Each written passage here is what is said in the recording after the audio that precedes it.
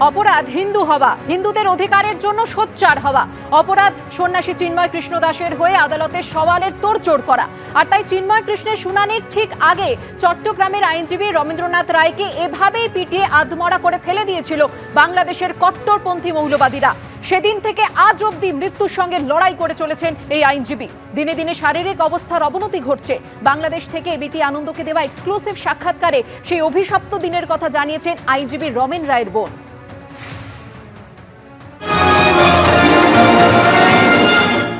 প্রথমে অনেক গণধোলাই দিয়েছে কয়েকজন মিলে, তারপরে হচ্ছে ওনাকে চরমভাবে লাঠি দিয়ে মাথায় আঘাত করা হয়েছে। সেই আঘাতে মানে মাথার পুরা খুলিটা মানে সাইডে বের করে রাখতে হয়েছে।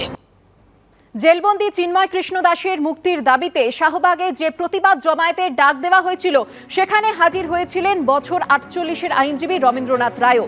সেই জমায়েতে বর্বরোচিত হামলা চালানো হয়। ভাইরাল ভিডিওতেই দেখা যাচ্ছে কিভাবে লাঠি নিয়ে দাপিয়ে বেড়াচ্ছে মৌলবাদীরা। এখানে বীভৎসভাবে মারধর করা হয় আইনজীবী রমেন রায়কে।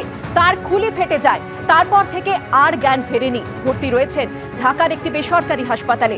সেদিনের ভয়ঙ্কর অভিজ্ঞতার কথা বলতে গিয়ে রীতিমতো শিউরে উঠছেন তার বোন।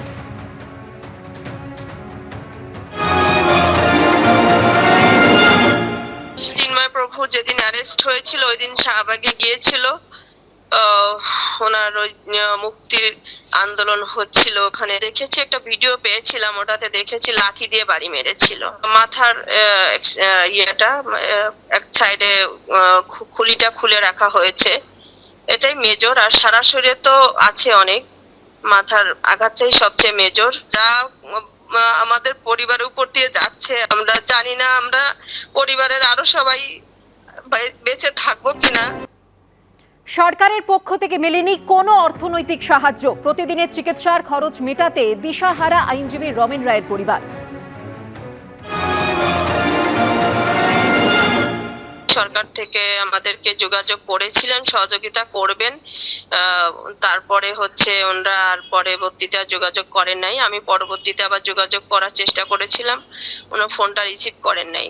আমাদের কোনো সহযোগিতা অর্থনৈতিক ভাবে পাইনি। আজকে কতটা দিন হলো সেই আইসিইউতে সেই অবস্থায় পড়ে আছে, উনি কোনো অজ্ঞান অবস্থায় পড়ে আছে। বাংলাদেশে প্রাইভেট একটা হসপিটাল যেখানে প্রতিদিন অনেক কস্টলি, বাংলাদেশি প্রায় 1.5 লাখ টাকার উপরে যাচ্ছে। এখন ওনার যেটা চিকিৎসা প্রয়োজন সেটা হচ্ছে উন্নত চিকিৎসার প্রয়োজন, সেটা এ দেশে সম্ভব না।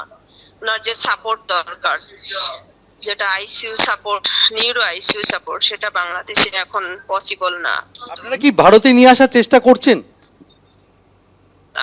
অ্যাকচুয়ালি আমাদের তো সেই ক্যাপাবিলিটি নাই। এখন ওনাকে নিতে হলে এয়ার অ্যাম্বুলেন্সে নিতে হবে।